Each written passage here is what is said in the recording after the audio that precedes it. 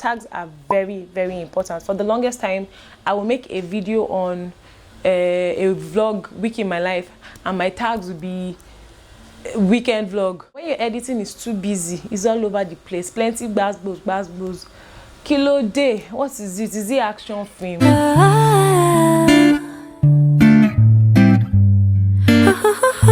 So for the longest time, I've been doing it all wrong, despite the fact that I've been watching tons and tons of YouTube videos on how to get your subscribers from 0 to 1,000 in 30 days, or how to hit that 4,000 watch hours in a twinkle of an eye. I've been getting it all wrong because yes, I was watching these videos, but did I necessarily understand what these videos were talking about? No, and that's the problem I was having. Some of these big YouTubers would just come on here, just say, oh, how I did this thing, but they don't actually explain it. So you have to watch videos upon videos, and then you watch conflicting videos, and then they just confuse you, and your head just goes poof. But not to worry, I have decided to use myself as a YouTube experiment, and I've taken tips and tricks from all around, implemented it on my channel, and I'm seeing some changes. I'm seeing some very good growth. If you want to know these tips and tricks, these hard tricks on how to grow your YouTube channel, or if you know someone that wants to start a YouTube channel, just keep on watching. Last week I put up a video, what it's like being a small YouTuber, but note, we're making changes. We're no longer calling ourselves small YouTubers, because I think when you say small, you think small.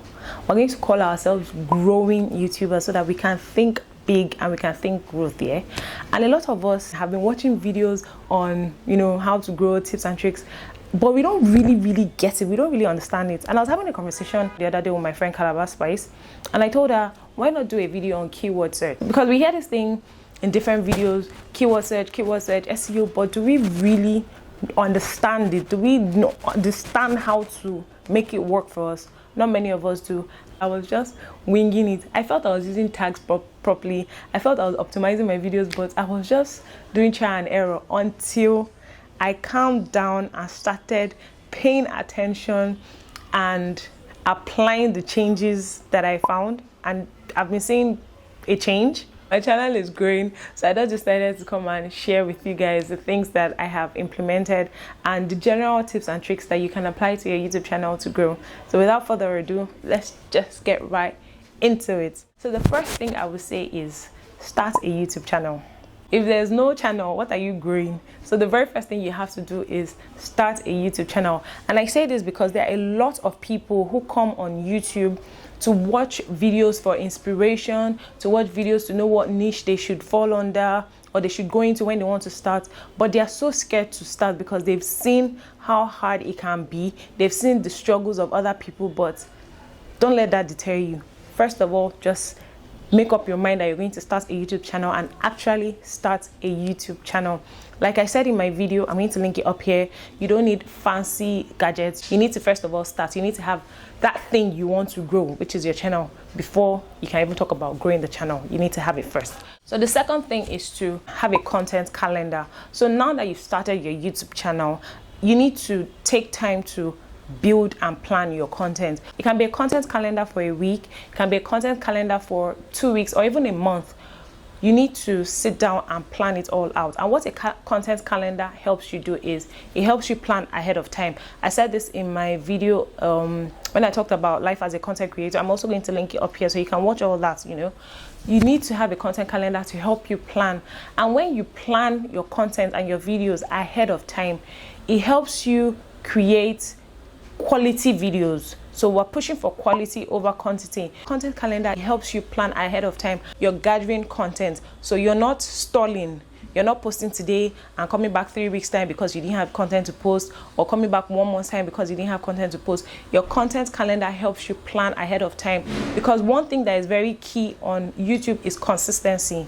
So when you have that content calendar, you have content, it's planned out, you're going to be consistent. You get me? Are we making sense? So let's move on to the very third tip, batch filming. So this rides off having a content calendar.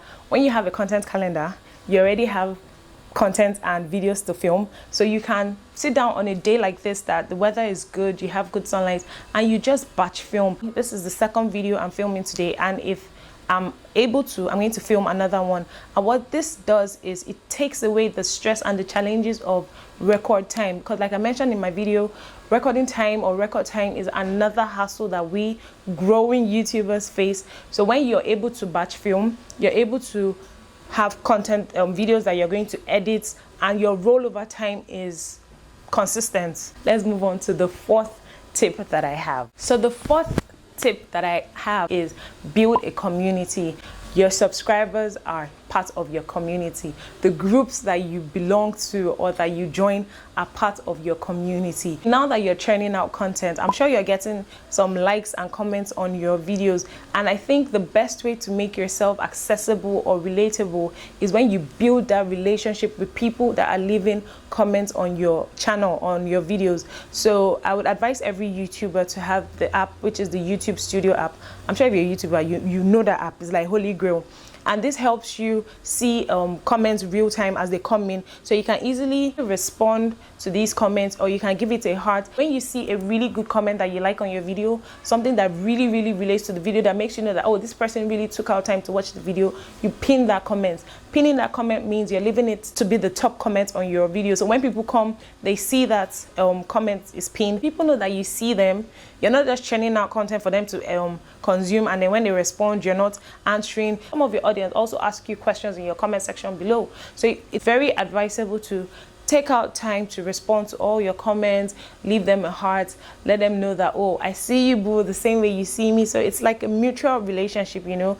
That way you get to know familiar faces, and if they're YouTubers as well, you can check out their own content, leave nice comments on their videos, you know, subscribe to their channels. I'm not saying sub for sub, but you subscribe to their channels. Just encourage one another, build your community. Now, this next step is something that I'm still struggling with, and I'm going to keep at it till I get it right.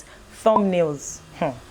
Thumbnails are so important. Before, when I started this YouTube, I'll be watching videos and people will be saying thumbnails. I'll be like, my dear, I've seen this for myself. Thumbnails are very important because people are more visually drawn to what they see than reading text, and a lot of people don't read. But when you put a thumbnail that draws people in, it might be dramatic, you know, it evokes emotions, or it's funny or something, or maybe the one that is packing different YouTubers' face, that's your implying saga or whatever. People are drawn in because, trust me, people see your thumbnail before they even see your title. For me, my thumbnail, I use Canva and I use Fonto, and even though I'm still struggling to perfect the way I want my thumbnails to look, I've still had people say, oh, I like the way you do your thumbnail, and they ask me what I use, and I always try to respond. I sometimes forget to shoot the actual picture for the thumbnail, so I just screen grab from my video, and you don't get quality that is as crisp as when you are intentional about the picture. So please make sure that your thumbnails are they are crisp, they are clean, they evoke emotions. And another thing, add text to your thumbnail.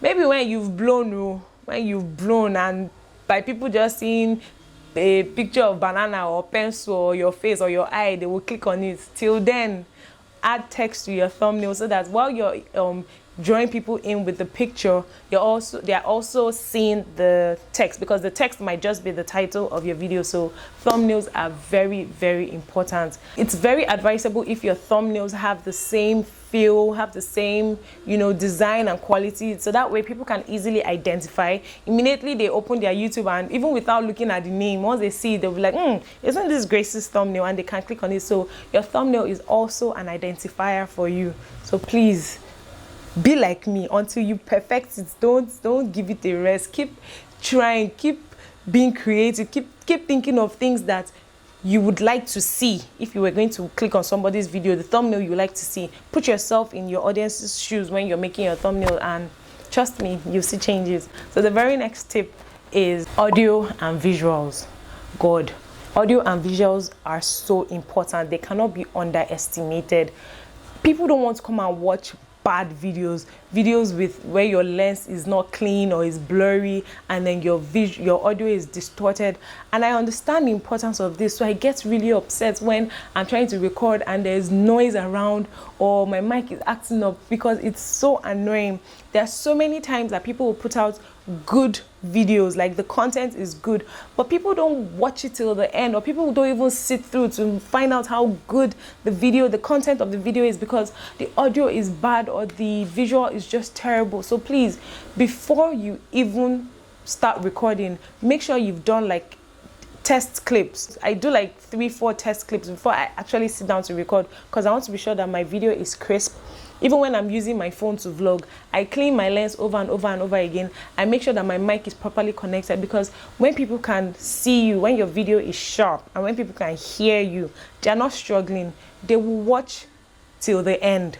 Hopefully, your audience retention rate is a lot higher. The content that you're serving is one thing, but the audio and the visual is another key thing. So please, when you're setting up, make sure that you test run, do a lot of tests, make sure your mic is properly plugged in and that your video is clear. Now let's move on to the next tip. Editing. I've had people say, girl, your editing is clean. Do you have an editor? What do you use to edit? Your editing is so professional. It looks so professional. I mean, I'm just like, I edit on my phone. I say this over and over again. I edit on my phone and I use Inshot. I've tried iMovie, which didn't help at all. I've tried VLLO. I'll just call it Velo, but it's VLLO. I found that Inshot really works for me. When I talk about editing, it's how clean and how seamless your edit is. So you don't want a video that is just people get bored. You want to put a little bit here and there. So you want your video to run, and then you pop up the subscribe button, or you pop up the give it a thumbs up, or you put some element of creativity in it. That way people are not just watching and they're not just like this and you're just talking. They tend to zone out even without them knowing. They zone out unconsciously. But when you have a little bit of this and that, you know, when they're watching or they see this, so their mind is, you know, sharpened a bit. And when your editing is clean, your transitions are nice. It's not distracting. You're not cutting into the other frame. People can hear the last thing you said before you transition. Trust me, people will sit through your video. But when your editing is too busy, it's all over the place. Plenty gbas. Kilo day, what is it? Is it action film? Learn to tone it down a bit. Add some creative spices, you know. You want to depict the points. It doesn't hurt to put some animation, put some fun text, you know. But don't make your editing too busy. Keep it simple, keep it clean, you know. And that way people will be able to sit through your video. Keep your editing clean, please. Let's move on to the very next tip. So the next tip that I'm going to be talking about, which is actually the cocoa of it all, is your SEO, your optimization. So for those of you who do not know, SEO is search engine optimization, and YouTube is actually the second largest search engine after Google. When I started out, yes, I heard about tags, I heard about optimization, but I didn't just know what to do. I didn't know where to place my tags. I didn't know the right kind of tags to use. So these were the mistakes I was making until I sat down, learned it, asked questions. Asking questions is very vital because you cannot do this thing on your own. Then I learned that for your videos, when you've typed in a search word, the search word is actually my next tip. So they kind of go hand in hand. So I'm just going to merge two of them. When you've gotten your search word, when you're putting up your video, in your description, let your search word, your keyword rather, be part of your description.